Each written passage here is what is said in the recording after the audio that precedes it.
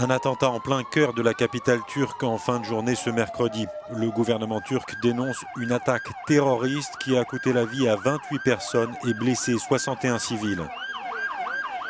C'est un attentat à la voiture piégée qui visait un convoi militaire. L'attentat a eu lieu alors que la Turquie est touchée depuis des mois par la violence et la reprise du conflit kurde. L'explosion a eu lieu à 18h30 heure locale.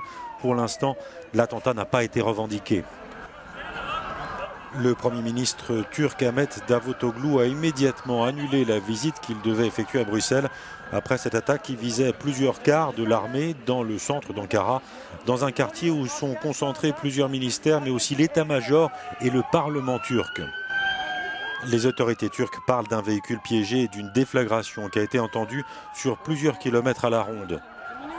Selon l'état-major, la voiture piégée a explosé alors qu'un des quarts d'un convoi militaire était arrêté à un feu rouge.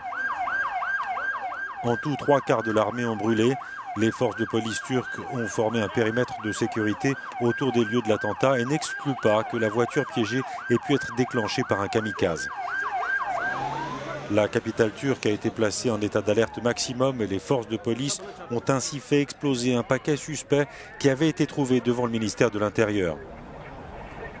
L'armée a été appelée en renfort et des hélicoptères survolent le quartier où la voiture piégée a explosé.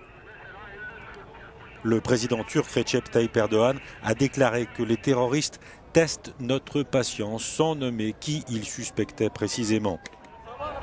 Dans un communiqué, le président français François Hollande dénonce l'attentat odieux qui a fait de très nombreuses victimes à Ankara et adresse aux autorités turques et au peuple turc son soutien et toute sa solidarité devant cette nouvelle épreuve.